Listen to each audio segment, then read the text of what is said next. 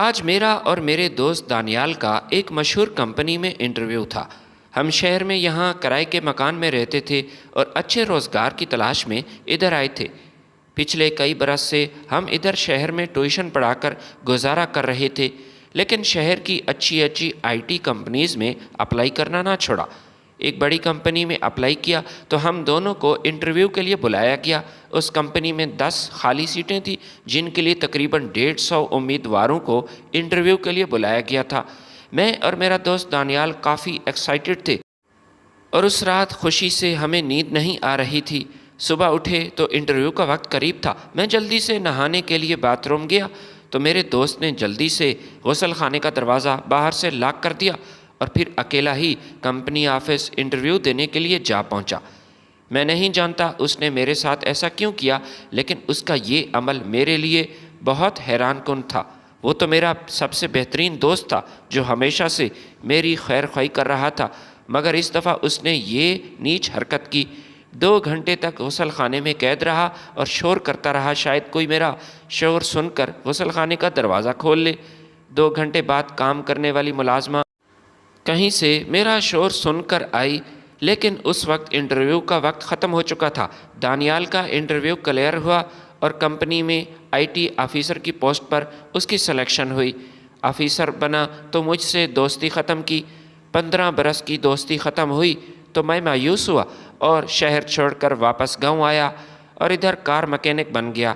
ایک دن دانیال ایک بڑی سی گاڑی میں میری ورکشاپ پر آیا تو دانیال اور میری دوستی اس وقت سے تھی جب ہم بہت چھوٹے تھے۔ زندگی میرے لیے آسان نہیں تھی تو دانیال کے لیے بھی کافی مشکل تھی۔ بچپن میں اکثر بچے تو کھیل کود میں گزارتے تھے، لیکن ہمارا بچپن بہت عجیب تھا۔ گھر کے ماحول کی وجہ سے کبھی میں ذہنی سکون مجھے نصیب نہ ہوا۔ وہ دن مجھے آج تک یاد ہے جب ایک دن میں سکول سے واپس آیا تھا۔ میرا باپ میری ماں کو بری طرح مار رہا تھا۔ یہ کوئی پہلی بار نہیں ہوتا، اکثر وہ آپس میں جھگڑا کرتے تھے، لیکن اس بار جھگڑا کچھ زیادہ تھا۔ ابا ماں کو طلاق دینے کی دھمکی دے رہا تھا اور گھر سے چلے جانے کی بار بار دھمکی دے رہا تھا۔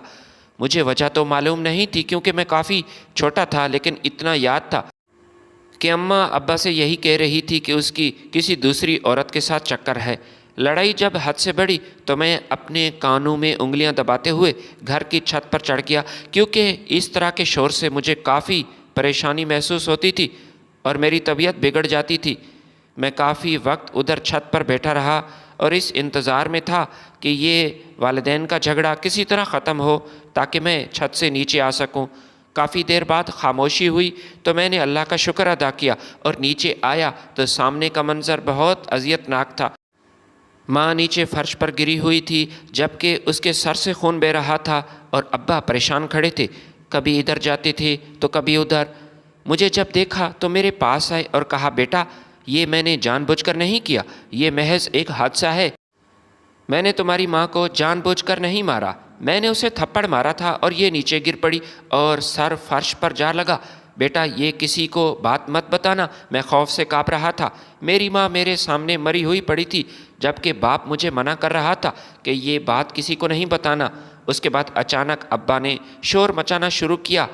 میں برباد ہو گیا، میری بیوی کے ساتھ ایسا کس نے کیا؟ اسی طرح کی باتیں کر کے اس نے آدھا شہر جمع کر لیا۔ محلے کے لوگ ہمارے گھر میں جمع ہونے لگے۔ ان میں اکثر ایسے لوگ بھی تھے جو اس بات سے آگاہ تھے کہ یہ کام میرے باپ کا ہی ہے، کیونکہ میرا باپ میری ماں سے ہمیشہ جھگڑا کرتا تھا۔ شادی کے کچھ عرصہ بعد ہی میرے باپ نے میری ماں کو تشدد کا نشانہ بنانا شروع کر دیا تھا اور اس بات کا پورا شہر گواہ تھا۔ ہر وہ عورت بھی جانتی تھی جو میری ماں سے واقف تھی۔ میری ماں نہایت شریف عورت تھی اور ماں سے بچھڑ جانے کا غم مجھے ساری زندگی رہا اور اس میں کمی نہ آ سکی۔ ماں کے چلے جانے کے بعد ابا نے کچھ عرصہ بعد دوسری شادی کر لی اور شاید یہ وہی عورت تھی جس کے بارے میں ماں نے کہا تھا کہ آپ اس سے ملتے ہیں اور جس کی وجہ سے ابا اور اماں میں اکثر جھگڑا رہتا تھا۔ میں اپنی سوتیلی ماں سے نفرت نہیں کرتا تھا، اس کا احترام کرتا تھا، لیکن وہ مجھے اپنا بیٹا قبول نہیں کرتی تھی، جس کی وجہ سے مجھے ماں کی شدت سے کمی محسوس ہوئی۔ رہی دانیال کی کہانی تو وہ بھی مجھ سے الگ نہیں تھا۔ اس کا باپ نشائی تھا اور نشے کی لت لگ چکی تھی۔ پچھلے 8 برس سے اس کا باپ نشے کی حالت میں گھر کی مختلف اشیاء فروخت کر رہا تھا۔ دانیال کے باپ کے حصے میں جو زمین آئی تھی، انہی حرکات کی وجہ سے اس نے وہ زمین بھی فروخت کر دی، اور جس کی وجہ سے دانیال کی ماں ہر وقت اپنے شوہر سے خفا رہتی تھی، کیونکہ وہ ایک ایسا شخص تھا جس نے اپنے بچوں کے حقوق ادا نہ کیے اور ان کی زمین بیچ ڈالی۔ جب کچھ نہ بچا تو وہ کپڑے اور اپنی بیوی کے کپڑے فروخت کرنے لگا اور یوں نشہ پورا کرتا۔ باپ کی وجہ سے دانیال بہت پریشان تھا۔ اکثر اس بات کا میرے سامنے ذکر کرتا تھا کہ میں اپنی ماں کو لے کر کافی پریشان ہوں، ماں کو پریشان نہیں دیکھ سکتا۔ میرا باپ نشے کی وجہ سے اپنا اور اس گھر کا نقصان کر رہا ہے۔ پہل تو وہ ماں کے زیورات فروخت کرنے لگا۔ جب ایک زیور تک نہ بچا تب نوبت آٹے تک آ پہنچی۔ اب چونکہ گھر میں آٹا بہت کم تھا، لہٰذا وہ اپنے اور ماں کے کپڑے فروخت کر رہا تھا۔ زمین پہلے وہ فروخت کر چکا تھا۔ ان حالات میں میری ماں بہت پریشان ہے۔ میں اپنی ماں کو اس قدر پریشان نہیں دیکھ سکتا۔ مجھے نہیں معلوم کہ مجھے کیا کرنا چاہیے، لیکن ابا کی وجہ سے میری پڑھائی بہت ڈسٹرب ہوتی ہے۔ میں دانیال کو تسلی دیتا تھا، اس سے یہی کہتا تھا کہ کم از کم اب مجھ سے بہتر ہیں۔ میرے حالات تو تم سے بھی خراب ہیں۔ تمہاری ماں تو صحیح سلامت ہے، میں تو اپنی ماں سے محروم ہو چکا ہوں۔ میرے باپ نے میری ماں مجھ سے چھین لی، جبکہ دوسری شادی کی، اور وہ عورت جو کہ میری سوتیلی ماں ہے مجھ سے نفرت کرتی ہے۔ دانیال کو پڑھائی سے لگاؤ تھا، وہ سکول نہیں چھوڑنا چاہتا تھا، مگر اب ایسے حالات تھے کہ وہ سکول چھوڑنا چاہتا تھا، مگر میں نے اسے منع کیا اور کہا کہ ان حالات میں سکول چھوڑنا ٹھیک نہیں، کیونکہ سکول میں پڑھنا تمہاری ماں کی بہت بڑی خواہش ہے۔ وہ مجھ سے ہمیشہ کہا کرتا تھا کہ میں کیسے پڑھائی کر سکوں۔ ایک تو مجھے گھریلو پریشانی ہے، اور اب فیس کے پیسے نہیں، جس پر میں نے اسے تسلی دی کہ میں تمہاری فیس ادا کروں گا۔ بچپن سے ہی میں نے دانیال کا بہت ساتھ دیا۔ اس کے سکول کی فیس ادا کرنے کے علاوہ میں اسے جیب خرچ بھی دیتا تھا، کیونکہ ابا مجھے کافی پیسے دیتے تھے۔ ایک کار مکینک تھے اور اپنی ورک شاپ بھی ان کی تھی، اور سکول جاتے وقت وہ میری جیب میں کچھ نہ کچھ پیسے ڈال دیتے تھے۔ میں نے کبھی پیسے نہیں گنے تھے، لیکن اکثر وہ میری ضرورت سے زیادہ پیسے ہوتے تھے۔ سکول فیس دینے کا وقت آیا تو میں نے ابا سے کچھ زیادہ پیسے مانگ لیے، اور اسی طرح دانیال کی فیس بھی میں نے ادا کی۔ یہ میری بہت بڑی خواہش تھی کہ دانیال بھی میرے ساتھ اسی سکول میں پڑھے، کیونکہ اگر وہ سکول سے ڈراپ ہو جاتا یا پھر سکول چھوڑ دیتا تو میرے لیے اس سکول میں پڑھنا ممکن نہیں تھا۔ دانیال اکثر مجھ سے یہی کہا کرتا تھا کہ تمہارے مجھ پر بہت سے احسانات ہیں، میں چاہ کر بھی ان احسانات کا بدلہ نہیں چکا سکتا۔ جو حادثہ میری زندگی میں میرے ساتھ پیش آیا، دانیال کے ساتھ بھی کچھ ایسا ہی حادثہ پیش آیا تھا۔ دانیال کے باپ نے بغیرتی کی تمام حدیں پار کر لی تھی۔ نشہ پورا کرنے کے لیے جب اسے کچھ نہ ملا تو اس نے اپنی بیوی کا ہی سودا کر لیا۔ اس نے اپنی بیوی کو ایک ٹھیکیدار کے ہاں فروخت کر دیا تھا۔ یہ ٹھیکیدار بہت ہی ہوس پرست انسان تھا، جس نے کئی عورتوں کے ساتھ چکر چلائے تھے، اور دانیال کی ماں پر اس کی بری نظر تھی۔ اس نے دانیال کی ماں پر کئی قسم کے ڈورے ڈالنے کی کوشش کی، لیکن ناکام ہوا۔ اب جب اسے اس بات کا علم ہو چکا تھا کہ دانیال کا نشئی باپ کسی صورت نشے سے پیچھے ہٹنے والا نہیں، اور اس کے پاس پیسے بھی نہیں ہیں جس کی وجہ سے وہ اپنا نشہ پورا کر سکے، تب ٹھیکیدار نے دانیال کے باپ کو ایک آفر دی کہ اگر تم اپنی بیوی ایک رات کے لیے میرے ڈیرے پر چھوڑ جاؤ تو اس کے بدلے میں تمہیں 2 لاکھ دوں گا۔ اس نے دانیال کے باپ کو 1 لاکھ ایڈوانس دیا تھا، اور اس نشئی باپ سے وعدہ کیا کہ آج رات میری بیوی آپ کے ڈیرے پر آ جائے گی۔ یہ رات کا وقت تھا جب اس کا باپ گھر آیا تھا اور اپنی بیوی سے کہہ رہا تھا کہ تیار ہو جاؤ، ہم نے کہیں جانا ہے۔ اس کی بیوی بار بار اس سے پوچھ رہی تھی کہ کہاں جانا ہے، آپ بتائیں تو صحیح، لیکن وہ کچھ نہیں بتا رہا تھا۔ اس کی بیوی کو شک ہوا کہ کچھ نہ کچھ گڑبڑ ضرور ہے، تب اس نے اپنے شوہر کے ساتھ جانے سے انکار کر دیا، جس پر اس کو غصہ آیا۔ وہ اپنی بیوی کو گھسیٹتا ہوا ٹھیکیدار کے ڈیرے پر لے جا رہا تھا، اور دانیال سے یہ بات برداشت نہیں تھی۔ وہ اپنی ماں کو ان حالات میں اکیلا نہیں چھوڑ سکتا تھا، نہ ہی اپنی ماں کو اس قدر پریشان دیکھ سکتا تھا۔ وہ بار بار اپنے باپ کے سامنے آ رہا تھا کہ ابا میری ماں کو چھوڑ دیجیے، ہاتھ جوڑ کر باپ کی منت کر رہا تھا کہ میری ماں کو چھوڑ دیں، لیکن اس کا باپ اس کے بیٹے پر ہی تشدد کر رہا تھا، اور جب بار بار بیٹا اس کے سامنے آیا تب اس نے بیٹوں کو ڈنڈے سے مارنا شروع کیا۔ دانیال کی ماں نے ایک اینٹ اٹھائی اور اپنے شوہر کے سر پر دے ماری۔ نشہ کرنے کی وجہ سے اس کی صحت پہلے ہی خراب ہو چکی تھی اور اینٹ سر پر لگی جس کی وجہ سے اس کا کام تمام ہو گیا۔ میرے باپ نے تو قتل کو چھپانے کی کوشش کی تھی، لیکن اس کے برعکس دانیال کی ماں نے یہ بات نہ چھپائی کہ اس نے اپنے شوہر کو مارا۔ اس نے پولیس کے سامنے اس بات کا اعتراف کر لیا کہ نشے کی وجہ سے میرا شوہر مجھے فروخت کرنے جا رہا تھا۔ یہ بات مجھ سے برداشت نہ ہوئی، لہٰذا میں نے اسے مار دیا۔ اپنا ویران گھر دیکھ کر دانیال کو وحشت ہوتی تھی اور یوں اس نے گاؤں سے چلے جانے کا فیصلہ کیا۔ وہ شہر میں جانا چاہتا تھا۔ میں نے دانیال سے کہا کہ ایسا مت کرو، مجھے چھوڑ کر مت جاؤ، کیونکہ دنیا میں تو میرا واحد دوست ہے جس کے سہارے میں زندہ ہوں۔ میرا اس دنیا میں کوئی نہیں۔ میرا باپ مجھ پر ظلم تو نہیں کرتا، لیکن وہ مجھ سے زیادہ اپنی بیوی کو چاہتا ہے، جس کو میں چاہتا تھا۔ میرے باپ نے اس کی جان لے لی، اور اب اگر تو چلا گیا تو میں تنہا رہ جاؤں گا، کیونکہ میں اپنے گھر میں ماں باپ کے ہوتے ہوئے بھی تنہا ہوں۔ میرا باپ ہر وقت میری بیوی کے صدقے واری جاتا ہے، جبکہ میری سوتیلی ماں مجھ سے نفرت کرتی ہے، اور اس کی بھی یہی دلی خواہش ہے کہ میں اسے نظر نہ آؤں اور گھر چھوڑ کر چلا جاؤں۔ دانیال روتے ہوئے یہی کہہ رہا تھا کہ اس گاؤں میں میرا کوئی نہیں، اور جب اپنے ویران گھر کو دیکھتا ہوں تو میرا دل گھبراتا ہے۔ شہر میں میری ایک خالہ ہے، اس کے گھر تو میں نہیں رہوں گا، البتہ اس نے مجھے کوئی جاب دلوانے کا بندوبست کیا ہے۔ اور یوں دانیال ہمارے گاؤں سے چلا گیا۔ دانیال کا میرے ساتھ کسی قسم کا رابطہ نہیں تھا، اور میں اس کی وجہ سے کافی پریشان تھا۔ میں نہیں جانتا تھا کہ وہ کہاں ہے، کیسا ہے، کن حالات میں زندگی گزار رہا ہے۔ دانیال کے جانے کے بعد میرا پڑھائی سے دل بھر چکا تھا۔ میرا پڑھائی میں اب دل نہیں لگتا تھا، اور باپ کی طرف سے مجھے کسی قسم کی زبردستی بھی نہیں تھی کہ میں تعلیم حاصل کروں۔ صرف ایک ہی شخص تھا جو میری تعلیم میں دلچسپی لے رہا تھا، وہ ہمارے ٹیچر تھے، سر خالد صاحب۔ بہت ہی اچھے نیک انسان تھے، اور انہوں نے ہمیشہ مجھے سپورٹ کیا۔ ان کی بہت بڑی خواہش تھی کہ میں تعلیم حاصل کروں اور تعلیمی میدان میں آگے آؤں اور تعلیم چھوڑوں نہیں۔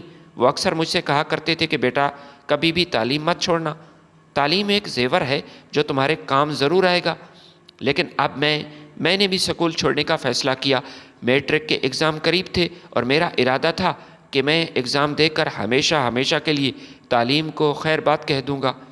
میٹرک کے ایگزام میں میری تیاری بالکل نہیں تھی، نہ ہی میں نے دلچسپی سے پڑھا۔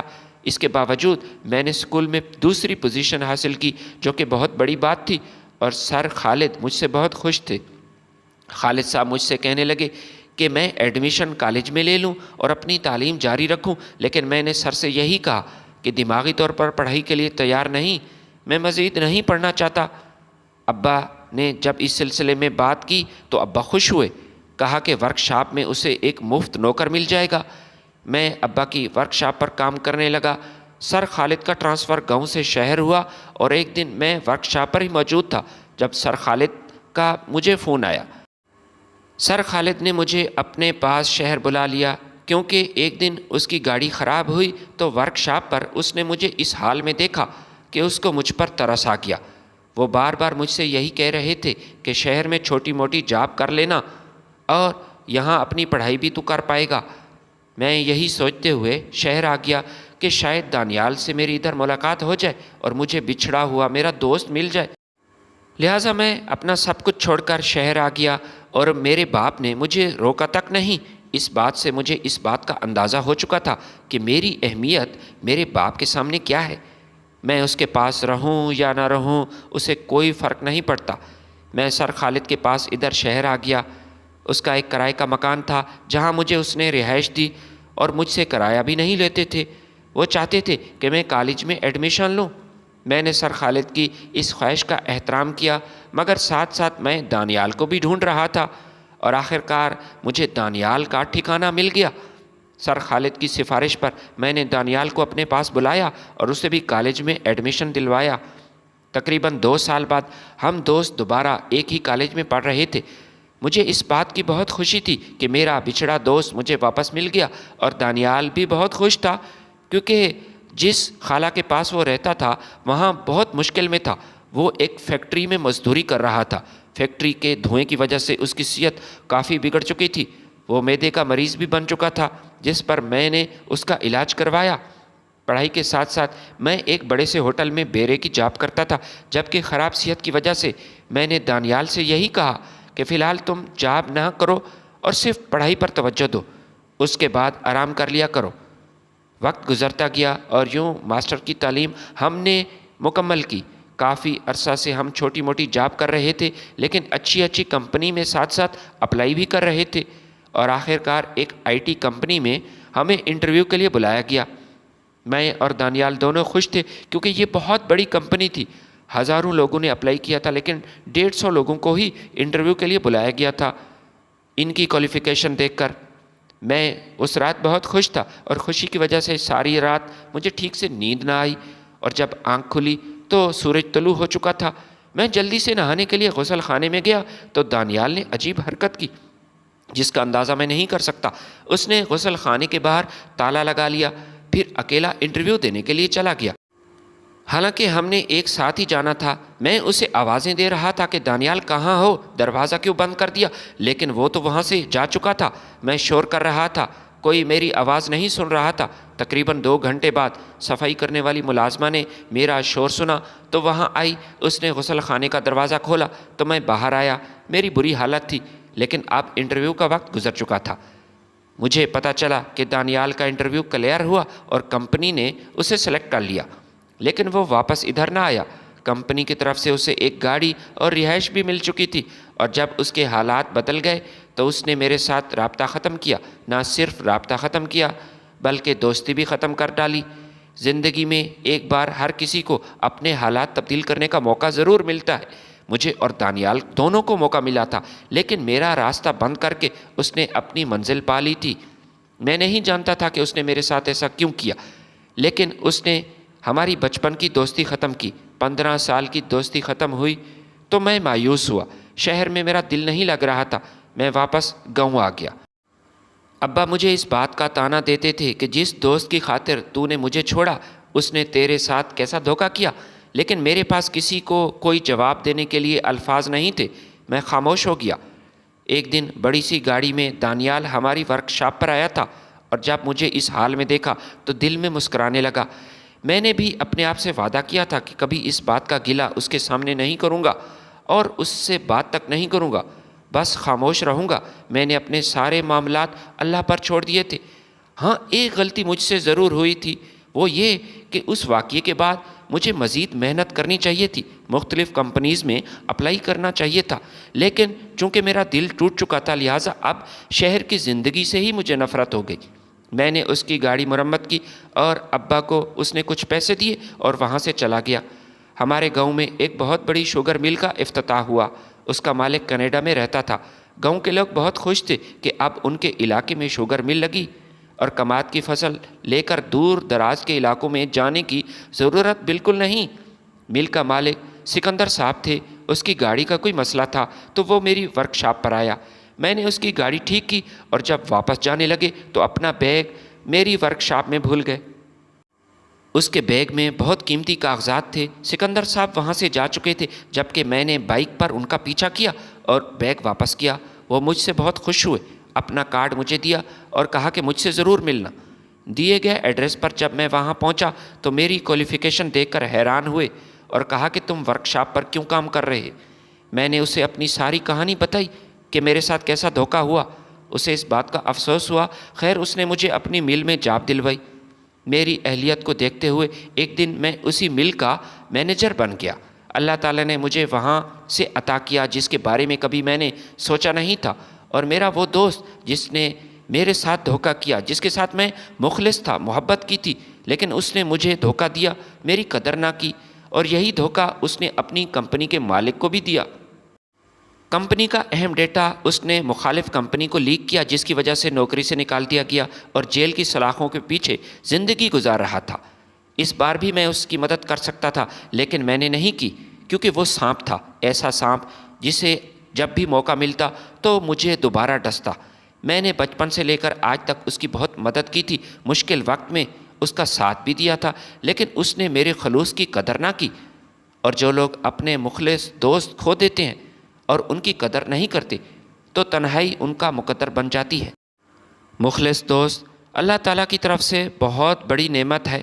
ہمیشہ اپنے دوستوں کی قدر کریں اور ان کو کھونے نہ دیں۔